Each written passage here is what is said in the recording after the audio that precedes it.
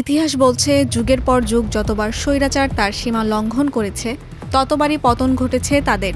তবে বিপ্লবের পর গণতান্ত্রিক রূপান্তর কতটা সফল হয়েছে, সে প্রশ্নের উত্তর এক এক দেশে এক এক রকম। শুরুতেই বলছি দক্ষিণ এশিয়ার দ্বীপ দেশ শ্রীলঙ্কার কথা। 2022 সালে তীব্র অর্থনৈতিক সংকটের মুখে দেশটি উত্তাল হয়ে ওঠে। গণবিক্ষোভের মুখে তৎকালীন রাষ্ট্রপতি গোতাবায়া রাজাপাকসে দেশ ছাড়েন। জনতার উচ্ছ্বাস রাষ্ট্রপতির প্রাসাদ পর্যন্ত গড়ায়। 2 বছর পর অনুষ্ঠিত নির্বাচনে বামপন্থী নেতা অনুর্দা কুমারা দিশানায়েক বিজয়ী হন এবং তার জোট ন্যাশনাল পিপলস পাওয়ার আইনসভায় সংখ্যাগরিষ্ঠতা পায়। বিপ্লব পরবর্তী সময়ে দেশটি আপাতত রাজনৈতিক স্থিতি ফিরেছে বলে মনে করছেন বিশ্লেষকেরা।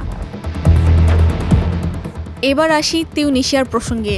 2010 সালের শেষ দিকে উত্তর আফ্রিকার দেশ তিউনিসিয়া থেকে শুরু হয় বহুল আলোচিত আরব বসন্ত। 23 বছরের শাসক বেন আলী পালিয়ে গেলে 2011 সালে প্রথমবারের মতো তাদের দেশে সুষ্ঠু নির্বাচিত হয়। কিন্তু গণতান্ত্রিক কাঠামো প্রতিষ্ঠিত হলেও পরবর্তী সময়ে রাজনৈতিক অস্থিরতা ও সংস্কারের ঘাটতিতে জনগণের প্রত্যাশা পূরণ হয়নি, এমন মত বহু বিশ্লেষকের।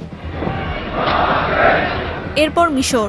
তিউনিসিয়ার প্রভাব এসে পড়ে মিশরেও। প্রায় 3 দশক ক্ষমতায় থাকা হোসনি মোবারক 2011 সালে পদত্যাগে বাধ্য হন। পরে নির্বাচনে মুসলিম ব্রাদারহুড সমর্থিত মোহাম্মদ মুরসি রাষ্ট্রপতি নির্বাচিত হন। কিন্তু 1 বছরের মাথায় 2013 সালে সেনা অভ্যুত্থানের মাধ্যমে ক্ষমতায় আসেন আবদেল ফাওয়াহ আল সিসি। ফলে গণবিপ্লব উত্তর গণতন্ত্র স্থায়ী হয়নি। ইউক্রেনেও বিপ্লব হয়। 2004 সালে বিতর্কিত নির্বাচনকে কেন্দ্র করে ইউক্রেনে শুরু হয় কমলা বিপ্লব। কারচুপির অভিযোগে সুপ্রিম কোর্ট পুনর্ভোটের নির্দেশ দিলে ইউরোপপন্থী প্রার্থী বিভক্তর ইউশেঙ্কো বিজয়ী হন। প্রতিদ্বন্দ্বী ছিলেন রাশিয়াপন্থী বিভক্তর ইয়ানুকোভিচ।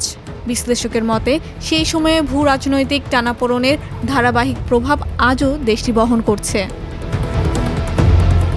সবশেষে বলবো জর্জিয়ার বিপ্লবের কথা। 2003 সালে জর্জিয়াতে রক্তপাতহীন গোলাপ বিপ্লব বিশ্ব দৃষ্টি কাড়ে।